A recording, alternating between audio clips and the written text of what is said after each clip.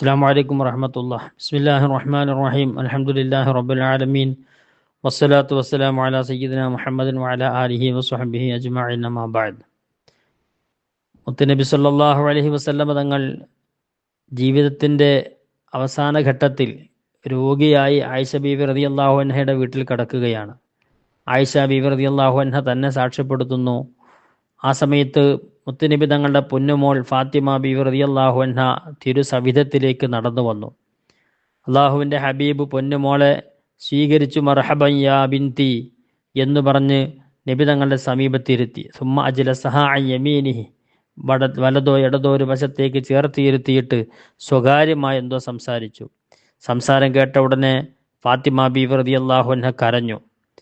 അള്ളാഹുവിൻ്റെ റസൂൽ സ്വല്ലല്ലാഹു അലൈഹി വസല്ലമ തങ്ങൾ വീണ്ടും ഒരു സ്വകാര്യം പറഞ്ഞു അവിടുത്തെ കാതിൽ.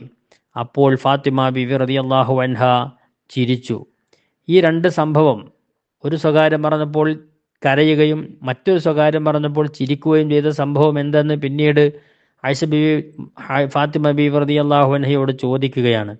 ഫാത്തിമ ബീവി ആ സമയത്ത് പറഞ്ഞ മറുപടി, ഞാൻ നബി സല്ലല്ലാഹു അലൈഹി വസല്ലം എന്നോട് പറഞ്ഞ സ്വകാര്യം പരസ്യപ്പെടുത്തുന്നത് ഇഷ്ടപ്പെടുന്നില്ല, പക്ഷെ ഉമ്മ എന്നോട് ആവശ്യപ്പെട്ട സ്ഥിതിക്ക് ഞാൻ പറയുന്നു. എന്നോട് അല്ലാഹുവിൻ്റെ ഹബീബ് ആദ്യം പറഞ്ഞ സ്വകാര്യം, അസറ ഇലയ്യ അന്ന ജിബ്രീൽ ഖാന യുആരിദുനിൽ ഖുർആന കുല്ല സനത്തിൻ മറ വഇന്നഹു ആറദനിൽ ആമ മറത്തൈൻ വലാ ഉറാഹു ഇല്ലാ ഹദറ അജലി. എല്ലാ വർഷവും ജിബ്രീൽ ഖുർആൻ മൊത്തം ഒരു തവണ ഒരാവർത്തി ഞാനുമായി പങ്കുവെക്കാറുണ്ട്. ഈ വർഷം 2 പ്രാവശ്യം ഞാനുമായി ജിബ്രീൽ ഖുർആൻ ഓതി പങ്കുവച്ചിട്ടുണ്ട്. അതെൻ്റെ അവധി അവസാനിച്ചു എന്നതിൻ്റെ സൂചനയായിട്ടാണ് ഞാൻ മനസ്സിലാക്കുന്നത്. ഇന്നക്കി അവ്വലു അഹ്ലി ബൈത്തി ലഹാഖൻ ബി, നീ ആയിരിക്കും ഞാൻ ഇവിടെ പറഞ്ഞാൽ എൻ്റെ കുടുംബത്തിൽ നിന്ന് എൻ്റെ അടുത്തേക്ക് ആദ്യം യാത്ര വരുന്നത്.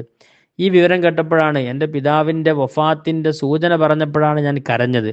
രണ്ടാമത് സ്വകാര്യം പറഞ്ഞപ്പോൾ ഞാൻ ചിരിച്ചത്, എൻ്റെ പിതാവ് എന്നോട് പറഞ്ഞു, അമാ തർലൈനാൻ തക്കൂനി സയ്യിദത്ത നിസാഇ അഹ്ലിൽ ജന്ന, ഓ മോളെ ഫാത്തിമ, സ്വർഗാവകാശികളായ എല്ലാ സ്ത്രീകളുടെയും നേതാവായി നീ വരുന്നത് നീ ഇഷ്ടപ്പെടുന്നില്ലേ? ആ സന്തോഷവും സുവിശേഷവും അറിയിച്ചപ്പോഴാണ് ഞാൻ ചിരിച്ചത് എന്ന് ഫാത്തിമ ബീവി റളിയല്ലാഹു അൻഹ മറുപടി പറഞ്ഞു. അള്ളാഹു ആ മഹദിയുടെ പുണ്യം കൊണ്ട് നമ്മുടെ കർമ്മങ്ങളൊക്കെ സ്വീകരിക്കട്ടെ.